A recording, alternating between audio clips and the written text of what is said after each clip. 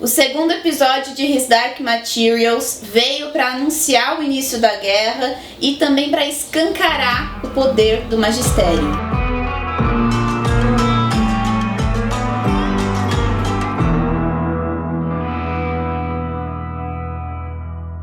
Bom, pra gente começar a entender melhor o que vem pela frente, até mesmo esse episódio, eu vou fazer essa crítica falando dos 3 grandes pilares de His Dark Materials, ou seja, as 3 grandes organizações que detêm algum conhecimento sobre os mistérios do mundo de His Dark Materials. São elas: os clãs das feiticeiras, o Magisterium e a ciência, os cientistas, né? E eu vou falar delas pegando o gancho aqui de alguns acontecimentos desse episódio e preenchendo também algumas lacunas que eu acho que a série não vai preencher. Eu vou preencher elas com as informações que eu tenho do livro, tá bom? Então vamos começar pelas feiticeiras. As feiticeiras, a gente viu que são as conhecedoras da profecia que diz respeito a uma criança que vai dar fim no destino. Todos os conhecimentos que elas detêm vêm diretamente da natureza e por isso elas têm um canal de conexão muito forte com os elementos naturais e conseguem sentir, né? Conseguiram sentir as mudanças que aconteceram nos universos todos depois da abertura no céu que o Lord Asriel fez. Isso foi até verbalizado nesse episódio. A gente viu naquele diálogo que a Serafina Peck tem com a Ruta Skadi, que ela fala do ar, que ela fala que ela tá sentindo as mudanças do mundo, né? E outra coisa que vale mencionar aqui é que as feiticeiras cultuam vários deuses, diferentemente do magistério. No episódio passado, a gente viu a Katja, que é aquela feiticeira que foi capturada e torturada, chamar por um nome durante a tortura. Ela chama pelo nome Yambe-Aka, que é a deusa, como se fosse a deusa da morte das feiticeiras. Então sempre que uma feiticeira tá prestes a morrer, essa deusa aparece para ela. E quando uma feiticeira chama por essa deusa, como foi o nome da Katja, é porque ela tá preparada para morrer, ela tá pronta, né? E é por isso também que a Ruta Skadi se sentiu meio que na permissão de matá-la. E só um adendo aqui, que quem faz isso nos livros é a Serafina Peck. E tanto aqui nesse episódio como já no anterior, a gente viu que há uma intenção ali de juntar os clãs das feiticeiras para unir forças contra o magistério. Mas esses clãs a gente tá vendo que são muito diferentes.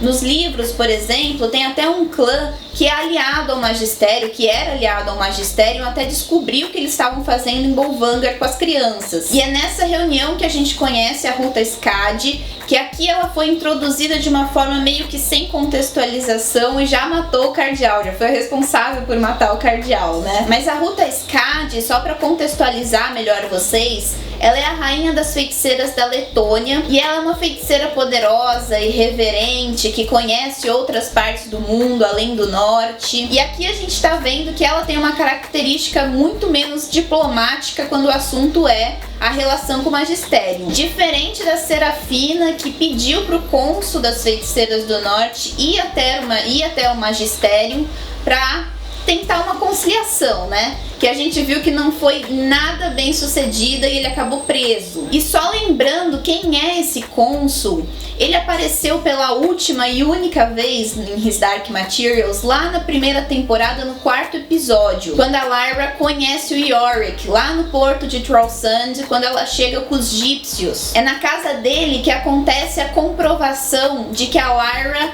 é a criança da profecia, quando o Dr. Lancelius testa ela, pedindo para que ela adivinhe qual é o galho de pinheiro nobígeno da Serafina Peck. Então ele tem uma importância nessa história por conta disso, porque foi ele que meio que comprovou que a Lyra é a criança da profecia, além de ser o elo, né, entre esses dois mundos, dos seres humanos e das feiticeiras, e poder dialogar com esses dois mundos e ter informações de ambos também, né? E ele menciona naquela cena do magistério o lugar em que as mulheres vão para se tornar feiticeiras, onde elas fazem aquele ritual para conseguir se separar de seus demons sem que isso lhes cause danos. Eu não vou falar sobre esse lugar agora, eu vou esperar os acontecimentos da série, mas eu já falo para vocês guardarem aí na mente a existência dele, tá bom? E agora vamos partir para o segundo grande pilar de His Dark Materials, que é o Magisterium, que a gente já conheceu lá da primeira temporada super bem, já viu que é uma organização muito poderosa, né? E aqui nesse episódio a gente viu, né, como que eles reagem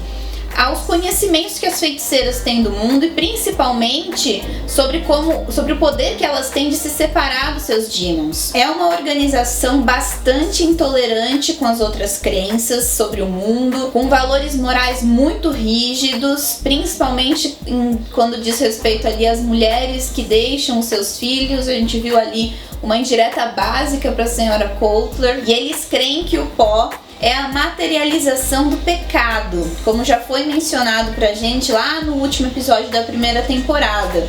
Porque quando eles descobriram que o pó se fixa no ser humano a partir da puberdade, eles logo linkaram isso com o pecado original de Eva, que é uma coisa também que a gente vai discutir aí ao longo da temporada, que eu não vou falar agora. Mas já dá pra eu falar aqui pra vocês, e acho que até vocês já perceberam, que o Magisterium é, no His Dark Materials, a representação da igreja, essa organização, essa entidade que intermedia os seres humanos e a autoridade, aqui representada, que é como se fosse o Deus da fé cristã. Nesse episódio a gente viu que o controle do Magisterium passou ali pro padre MacPhail, depois do assassinato, né, da morte do cardeal Sturrock, que começou com a Ruta Skadi, mas teve o dedinho ali também do MacPhail e da Marisa Coulter. E ele tomou posse em uma cena muito bem filmada. Eu gostei de ver como a escolha dos planos usados aqui para filmar essa cena, em primeiro lugar, acentuou o poder do Magisterium com aqueles planos gerais em que mostram principalmente como é uma organização numericamente expressiva, e em segundo reforçou o poder que o agora cardeal MacPhail tem sobre essa organização, esse exército, né?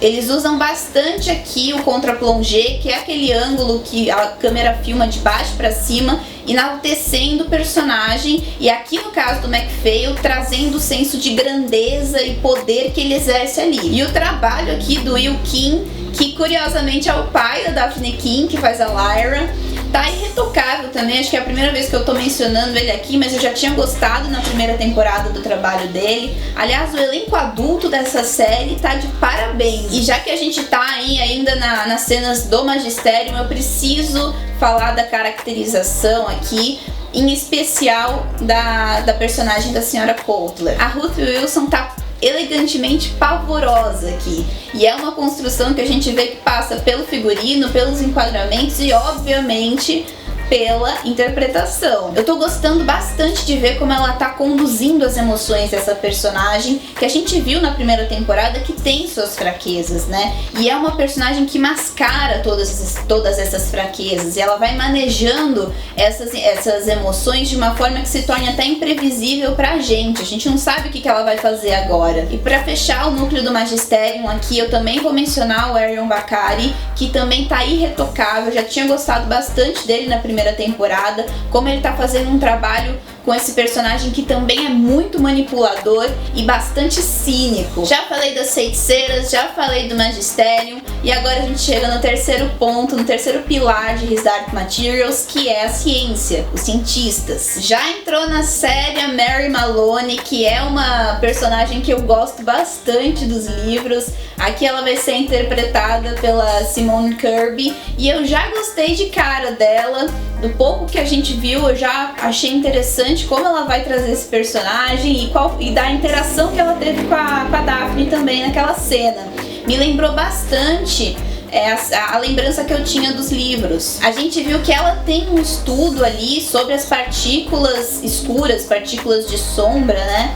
Que no mundo da Lyra correspondem ao pó. E já deu pra ver aqui que o pó vai ganhar uma outra interpretação, né? Que a gente vai comentar aí ao longo da temporada, mas que a gente vai sair dessa ideia do pó como materialização do pecado apenas. Na semana passada eu já avisei vocês para prestarem atenção na abertura da série, porque ela traz alguns elementos, algumas figuras que vão ser importantes, determinantes aqui para a temporada, e uma delas é a máquina, a caverna da Mary Maloney, que a gente viu que é o contato dela com as partículas, né? Na conversa que ela tem com a Lyra sobre como entrar em contato com as partículas, né? Como a Lyra faz com o aletiômetro e como ela faz com a máquina, ela cita o poeta John Keats, que foi um dos poetas expoentes do romantismo inglês e que tinha uma concepção da poesia como sensação, intensidade, contato com o desconhecido que mora em nós e não como algo domado pela racionalidade. E eu tô falando disso porque dialoga um pouco com as próximas interpretações que a gente vai ver aí em relação ao pó. A gente ainda não sabe o que é o pó de fato,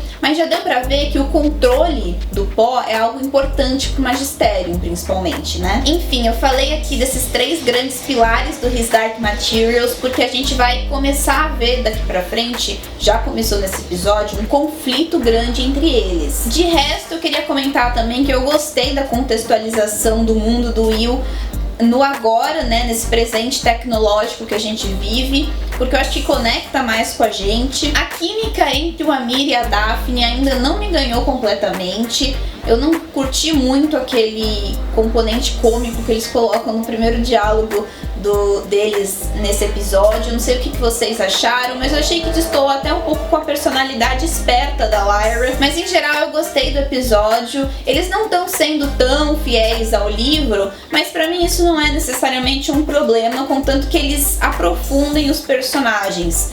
A questão das feiticeiras ainda pra mim tá um pouco vaga na série. Eu não sei quem não lê os livros, me falem aqui nos comentários como que vocês estão entendendo as feiticeiras nessa história, mas agora eu acho que eles vão trazer um pouco mais delas por conta da guerra que a gente viu que começou, né? É isso, comentem aqui o que vocês acharam desse episódio, comentem o que vocês estão achando da química entre a Daphne e o Amir ali. É isso, a gente se vê na próxima semana com um terceiro episódio. Por hoje é isso, um beijo, corta!